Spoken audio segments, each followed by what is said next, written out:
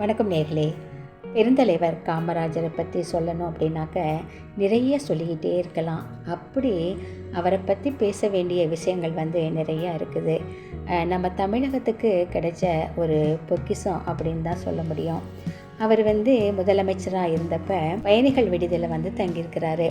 அப்போ அவரை பார்க்குறதுக்காக காங்கிரஸ் கட்சி தொண்டர்கள், அதிகாரிங்க, அதுக்கப்புறம் பொதுமக்கள் எல்லாரும் பார்க்க வர்றாங்க. பார்க்க வந்தவங்க எல்லாம் அவருக்கு சால்வை வாங்கிட்டு வராங்க, மாலை வாங்கிட்டு வராங்க. இப்படி அவரை பார்க்குறதுக்காக நின்ற வரிசையில் ஒரு ஆசிரியரும் நிற்கிறாரு. அவரை பார்த்த உடனே பெருந்தலைவர் என்ன சொல்கிறாரு அப்படின்னாக்க, படிக்காதவங்களுக்கு சொல்லி கொடுக்குற நீங்கள் படிக்காதவனுக்கு மாலை போட வந்திருக்கீங்களே அப்படின்னு சொல்லி கேட்குறாராம். அப்படி கேட்ட உடனே அவர் வாத்தியாருக்கு ரொம்ப மனசு நிகழ்ச்சியாக போயிடுச்சு. அவருக்கு கண்ணில் தண்ணியே வந்துருச்சான்.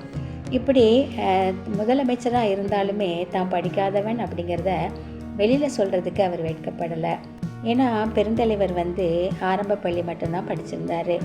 ஆனால் அவர் சொல்ல வெட்கப்படலை. அப்படி ஒரு கண்ணியமான மனுஷன். அவர் பதவியில் இருந்தப்போ சென்னையில் இருக்கிறாரு. அவங்க அம்மா அவங்க சொந்த ஊரில் இருக்காங்க, விருதுநகரில். அவங்களுக்கு மாதம் 120 ரூபாய் அனுப்புவாராமா அவங்க செலவுக்காக. அந்த அம்மா என்ன பண்ணுவாங்களாம், அவங்க வீட்டுக்கு நிறைய பேர் வருவாங்களாம். முதலமைச்சரோட அம்மா அப்படிங்கிறதுனால கட்சிக்காரங்க வருவாங்க, பொதுமக்கள் வருவாங்க. அவர் அடிக்கடி சந்திச்சிட்டு இருந்தாங்களாம். இவங்களுக்கு அனுப்புகிற அந்த 120 ரூபாயை என்ன பண்ணுவாங்க, எல்லாத்துக்கும் கலர் வாங்கி கொடுக்கறது, டீ வாங்கி கொடுக்கறது, இந்த மாதிரி செலவு பண்ணிடுவாங்களாம். அதனால் அது பத்தாமல் என்ன பண்ணியிருக்காங்க, காமராஜர்கிட்ட 150 ரூபா கொடுக்க சொல்லி செய்தி அனுப்பிச்சிருக்காங்க. உடனே காமராஜர் என்ன சொன்னாங்க அப்படின்னாக்க, வீட்டுக்கு வரவங்க எல்லாரும் எனக்கு கலர் வாங்கி கொடு, டீ வாங்கி கொடுன்னா கேட்குறாங்க. இந்த 120 ரூபாயை வச்சே நீ செலவு பண்ணு அப்படின்னு சொல்லிட்டாராம். அதுக்கப்புறம் இன்னொரு விஷயத்தையும் அவர் நினைக்கிறாரு. அம்மா கையில் இன்னும் 30 ரூபா கூட கொடுத்தோம் அப்படின்னாக்க அவங்க என்ன பண்ணுவாங்க, கையில் காசு தேங்கிச்சு அப்படின்னா கோயில் குளமெல்லாம் சுற்ற ஆரம்பிச்சிடுவாங்க. அவங்களுக்கு அது உடம்புக்கு சரிப்பட்டு வராது அப்படின்னு சொல்லிட்டு அந்த 120 ரூபாயை மட்டுமே தான் அனுப்பிச்சிட்டு இருந்தாராம். அது மாதிரி சிக்கனமாக வாழ்ந்திருக்கிறாரு, எளிமையாக வாழ்ந்திருக்கிறாரு. எளிமையாக வாழ்ந்த தலைவர்களில் நம்ம பெருந்தலைவராக தான் இருக்க முடியும். ஆனால் இப்போ எல்லாம் பார்த்திங்கன்னா ஒரு நேரத்துக்கே லட்சம் ரூபாய்க்கு உடை வாங்கி போட்டுட்ருக்குறாங்க. அந்த காலத்தில் இவர் தோள்பட்டையில் இருந்த கிழிசலை மறைக்கிறதுக்காகவே துண்டை மாற்றி போட்டாராம்.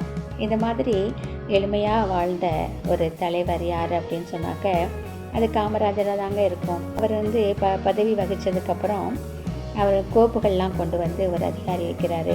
ஏன் 2 தான் வச்சுருக்கீங்க அப்படின்னு சொல்லி தலைவர் கேட்குறாரு. அதுக்கு அந்த அதிகாரி என்ன சொன்னார்னா, இது முக்கியமான ஃபைலு, இது முக்கியம் இல்லாத ஃபைலு அப்படின்னு சொன்னோடனே காமராஜருக்கு அப்படியே அதிர்ச்சி ஆயிடுச்சு. என்னது இது முக்கியமான ஃபைலு, இது முக்கியமில்லாத ஃபைலு? ஒரு முதலமைச்சருக்கு வர ஃபைலில் முக்கியமில்லாத ஃபைலு கூட இருக்குதா என்ன அப்படின்னு சொல்லி கேட்டுட்டு அவர் கோவப்பட்டுட்டு எனக்கு வர்ற ஒவ்வொரு கோப்புமே ரொம்ப முக்கியமான ஒன்று, நான் எல்லாத்தையும் பார்க்கணும் அப்படின்னு சொன்னாராம். இந்த மாதிரி அப்பழுக்கற்ற ஒரு மனுஷன் நம்ம தமிழகத்தை ஆண்டிருக்கிறாரு அப்படின்னு சொன்னால் நமக்கு அது பெருமையாக தான் இருக்குது. நன்றி, வணக்கம்.